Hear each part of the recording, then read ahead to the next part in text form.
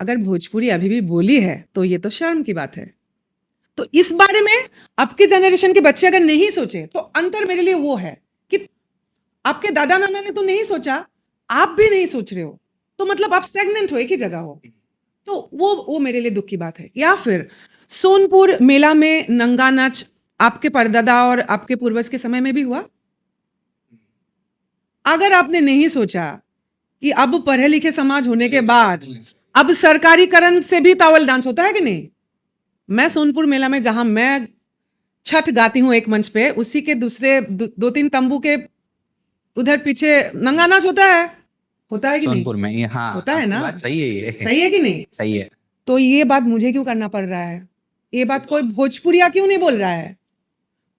चाहे वो पॉलिटिशियन हो, चाहे वो कलाकार हो, चाहे वो ट्रेंडिंग स्टार हो, सुपरस्टार हो, जो भी हो, के बारे में बात क्यों नहीं कर रहा है? बिहार की जो बहुत जागरूक ये भी है। हमेशा आप लोग इतने शार्प हो, मतलब आईएएस और आईपीएस में हमेशा नंबर। बिहार बहुत शार्प है, बहुत इंटेलेक्चुअल है, बहुत इंटेलिजेंट है, लेकिन आपको सोनपुर मेला में वो जो कुसंस्कृति है वो दिखाई नहीं दे रहा है।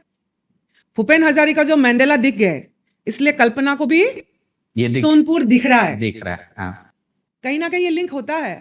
तो ऑब्जर्वेशन की जो एक होता है स्टडी, जरूरत है। हाँ, ऑब्जर्वेशन के लिए क्या सिखाते हैं हमारे सिलेबस में, वो भी इम्पोर्टेंट है। मैं कहीं से कहीं और चले जाऊंगी। बोलने का मतलब ये है कि सरकारीकरण के हिसाब से जो सोनपुर मेला हो रहा है उसको बंद करने का पहल कीजिए, आवाज उठाइए, बाकी लोग भी बोले, और बोले क्या, बंद कीजिए। और सबसे बड़ी बात, जो युवा पीढ़ी है वो रिवोल्यूशनरी है, चाहे आज की हो चाहे कल की। तो हम अगर चाहेंगे तो कोई भी चीजें आज बड़ी नहीं है, हाँ, बट एक माइंडसेट और एक नजरिया होना चाहिए। बोलने का मतलब ये है, अभी पुराना समाज में एंटरटेनमेंट नहीं था, जो भी था उस समय बाइजी और वो कल्चर था, एक समय में था, चलो टीवी वगैरह नहीं था। अभी तो वो सब बंद होना चाहिए ना। अभी भी बहुत सारे, आज तो यूट्यूब का ज़माना है, अभी और नेगेटिविटी, हमारे तथाकथित बहुत सारे आर्टिस्ट भी मंच पे गा कम रहे हैं, एक दूसरे पे डायलॉग ज़्यादा मार रहे हैं, और कहीं ना कहीं फिर दो ऐसे कम कपड़े पहने वाले डांसर्स, वो डांस नहीं है, वो डांस नहीं है। डांस कथक हो, भारतनाट्यम हो या लोक नृत्य हो, वो डांस हो गया। तो जो माहौल कैप्चर हो रहा है, कल्चर, वो कल्चर का पॉजिटिविटी कहाँ जा रहा है? वो तो नेगेटिव कल्चर जा रहा है। तो उसको कैसे प्रशासनिक ढंग से रोका जाए।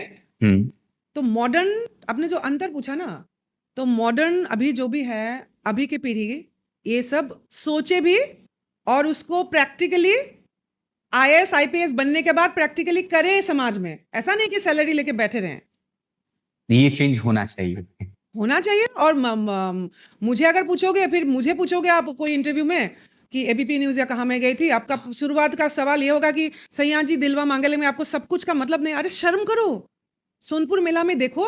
वो मैं बोलना इसलिए नहीं चाहती हूँ ये सब, क्योंकि वो सभी लोग जिन्होंने सवाल भी किया, आपके माताजी, आपके पिताजी, सब लोग मुझे दिल में बसा के रखते हैं, मुझे बहुत प्यार आशीर्वाद करते हैं। तो कुछ अगर मैं अपने आप को डिफेंड करने के लिए कुछ बोल भी दूँ ना कहीं उसका छिटा उनके तरफ भी जाता है ना। तो मैं बहुत ज़्यादा सम्मान करती हूँ उन लोगों का, बहुत ज़्यादा भोजपुरी का मैंने मतलब बहुत सम्मान करती हूँ। मेरा अस्तित्व है, मेरा स्वाभिमान, अभिमान, सब कुछ भोजपुरी है। तो इसलिए मुझे लगा कि मुझे रचना करना चाहिए, तो वो मैं गाना चाहूंगी। कबीर भोजपुरी साहित्य के आदि कवि है, आदि कबीर हैं, लेकिन वहां भी बहुत काम नहीं हुआ भोजपुरी साहित्य की ओर से। तो मैंने इस गीत का शुरुआती लाइन कबीर साहिब जी की ही रचना से रखा, और बाद में मैं गीत की तरफ जाऊंगी। बसेला बसेला भाषा भोजपुरी में हो, बसेला भाषा भोजपुरी में, आठों पहर परान जान भोजपुरी बा, मान भोजपुरी बा, जान भोजपुरी बा, मान भोजपुरी बा। भोजपुरी के संविधान में हो, भोजपुरी के संविधान में मिले मान सम्मान, जान भोजपुरी बा, मान भोजपुरी बा।